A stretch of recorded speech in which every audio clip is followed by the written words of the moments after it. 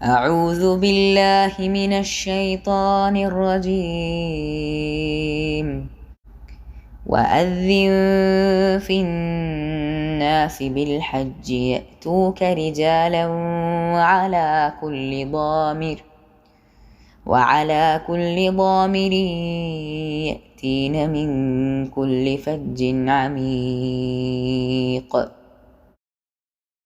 വഅദ്ദിൻ ഫിന്നാസ്, നീ ജനങ്ങൾക്കിടയിൽ വിളംബരം ചെയ്യുക, ബിൽ ഹജ്ജ്, ഹജ്ജിന് വേണ്ടി, യഅ്തൂക റിജാലൻ, അവർ നിന്റെ അടുത്ത് എത്തിച്ചേരും നടന്നും കൊണ്ട്, അലാ കുല്ലി ളാമിർ, മെലിഞ്ഞ ഒട്ടകങ്ങളിൽ സഞ്ചരിച്ചും, യഅ്തീന മിൻ കുല്ലി ഫജ്ജ്, അവർ എല്ലാ വഴികളിലൂടെയും എത്തിച്ചേരും, അമീഖ്, വിദൂരമായ. ആയത്തിൻ്റെ ആശയം, നാം അദ്ദേഹത്തോട് പറഞ്ഞു, ഇത് ഇബ്രാഹിം നബി അലൈഹി ഇസ്ലാമയോട് അല്ലാഹു സുബ്ഹാനഹു വ തആല പറയുന്ന കാര്യമാണ്. ജനങ്ങൾക്കിടയിൽ നീ ഹജ്ജിനെ പറ്റി വിളംബരം ചെയ്യുക.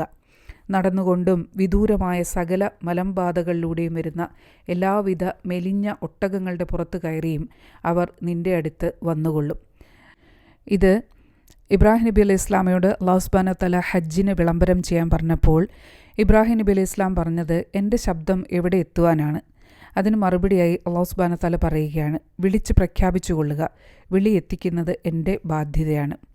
അല്ലാഹു സുബ്ഹാനഹു വ തആലയുടെ ഈ കൽപ്പന ഇബ്രാഹിം നബി അലൈഹി ഇസ്ലാം പ്രഖ്യാപനം ചെയ്തു. അല്ലാഹു സുബ്ഹാനഹു വ തആല ഉദ്ദേശിക്കുന്നവരെല്ലാം ഈ ക്ഷണത്തിന് ഉത്തരം നൽകിക്കൊണ്ട് ഹജ്ജ് നിർവഹിക്കുവാനായി അന്നു മുതൽ ഇന്നോളം പോയിക്കൊണ്ടിരിക്കുന്നു. ഈ ആയത്തിൽ ലോമിർ എന്നുള്ള പദമാണ് ഉപയോഗിച്ചിരിക്കുന്നത്. വളരെ ക്ഷീണിച്ച് മെലിഞ്ഞ ഒട്ടകങ്ങൾക്കാണ് ലോമിർ എന്ന് പറയുന്നത്. വിദൂര ദിക്കുകളിൽ നിന്നും ദുർഘടങ്ങളായ വഴികളൊക്കെ താണ്ടി വരുന്ന യാത്രക്കാരുടെ ഒരു ചിത്രം ആണ് ഇതുകൊണ്ട് ഉദ്ദേശിക്കുന്നത്. വഴിയിൽ ഒട്ടകങ്ങൾക്ക് ആവശ്യമായ പുല്ലും വെള്ളവും ഒന്നും ലഭിക്കാതെ അവ ക്ഷീണിച്ചു പോയിരിക്കുന്നു. അന്ന് തൊട്ട് ഒരുപക്ഷെ മോട്ടോർ വാഹനങ്ങളുടെ കണ്ടുപിടുത്തത്തിന് മുമ്പ് വരെ ആളുകൾ ഒട്ടകപ്പുറത്തും അതുപോലെ കപ്പലുകൾ, നമ്മുടെ നാട്ടിൽ നിന്നും കപ്പലുകളിലാണ് ഹജ്ജിന് പോയിരുന്നത്. എത്രയോ മാസങ്ങൾക്ക് മുമ്പ് അവർ യാത്ര പുറപ്പെടുന്നു. ഹജ്ജ് കഴിഞ്ഞ് എത്രയോ മാസം കഴിയുമ്പോൾ അവർ തിരിച്ചെത്തുന്നു.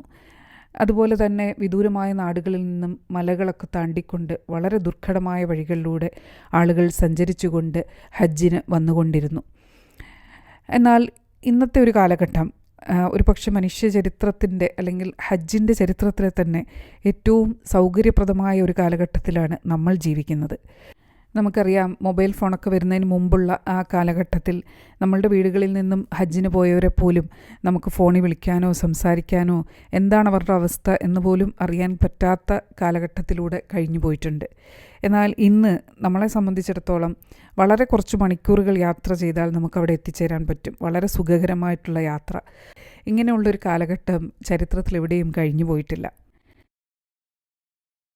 റബ്ബന തഖബ്ബൽ മിന്ന ഇന്നക അൻതസ് സമീഉൽ അലീം.